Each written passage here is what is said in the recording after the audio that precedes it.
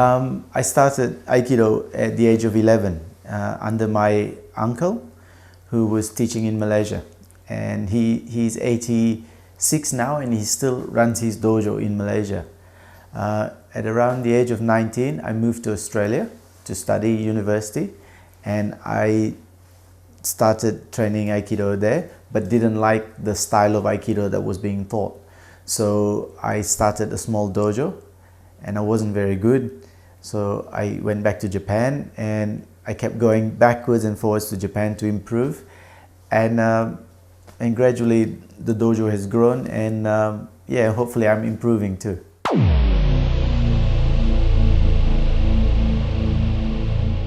The year I started, a few months before that, there were some Japanese teachers and a man named Donald Draeger Sensei, who is a very big name in martial arts.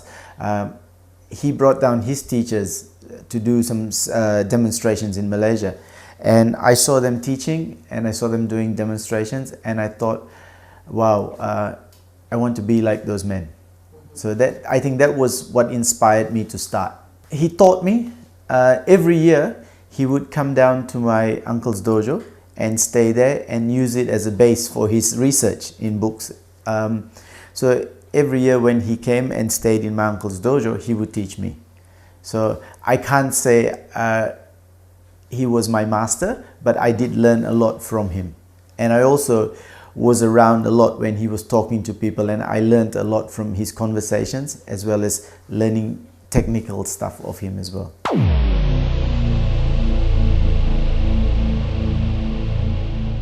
First time I went to Japan was in 1983.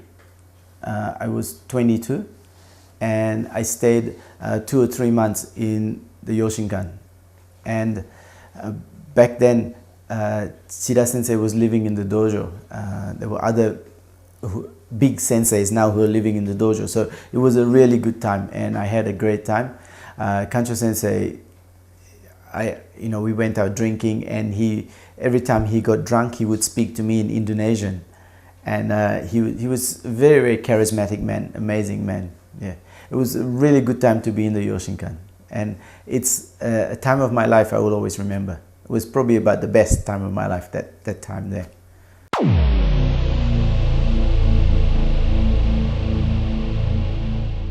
It's interesting because in the morning or in the afternoon, he would come out and he would be a very strict teacher. We would be training with the police, and he would come out and be very, very harsh. He would just yell at you if you did something wrong. And in the evening, when he came out for the evening class, he was very relaxed. He was a different person. So I think he was a hard man to some people, and to other people he was a very kind, great teacher. And I think that's a hallmark of a good teacher. They are very strict with some students and not so strict with others. So in English we say horses for courses. So, and I think he was like that. He was a hard man to people who were really serious and who were really dedicated to the art, and he was not so hard to people who just wanted to enjoy and train the art. And I think I try and do that as well. Maybe not as well as him, but I try and do that. He was also a very charismatic man, and he was, I'm very small, but he was smaller than me. But his speed, he was just amazing. I asked my uncle trained under him in the 50s, and I said to my uncle, what's the most outstanding thing you remember? He said, Kancho Sensei's speed. And when I saw him in the 80s, his speed was just there. Even though he'd grown older, I think his timing had improved. So I think martial arts, age doesn't matter, you just keep getting better.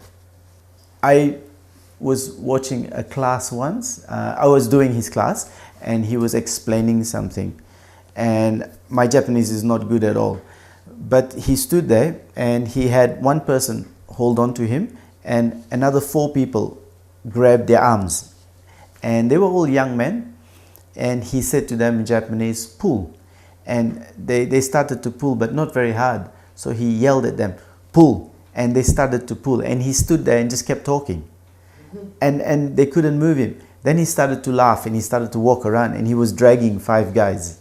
that was amazing. And I've seen a lot of amazing things in martial arts, but I saw him speak one day and talk, and he just was standing like this, his feet were here, and he just moved his feet together. And I've never seen anyone able to do that. I don't know how, but he's just there, and his feet just went together. And I've told this story to many people, nobody's been able to do it.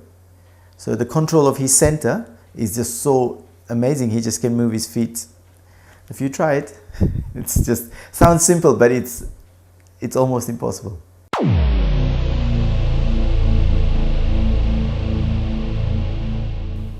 I went to Japan for training, and they said to me I should test, and I said I'm not ready. So one day at training, the Japanese instructor said, okay, everybody testing, come over here. And I didn't move. And my friend, he's a Canadian, his name is Robert Mustard, he hit me in the back. And I stumbled forward, and the Japanese instructor said, oh, you want to test? Okay, come over here. So I end up training and testing, and I was lucky because that was the last test that Shioda Gozo ever presided over. And it was a hard test, and one of my partners dislocated his shoulder. So I think that's why I passed, because I dislocated his shoulder. But no, it was a hard test, and I'm always grateful that I did that last test under him. And how many people were there? There were a lot of people watching, and there were 5 examiners, 5 teachers examining. And there was Shioda Gozo Kansho, Inoue Kyoichi Sensei, Chirasutomu Sensei, and 2 others.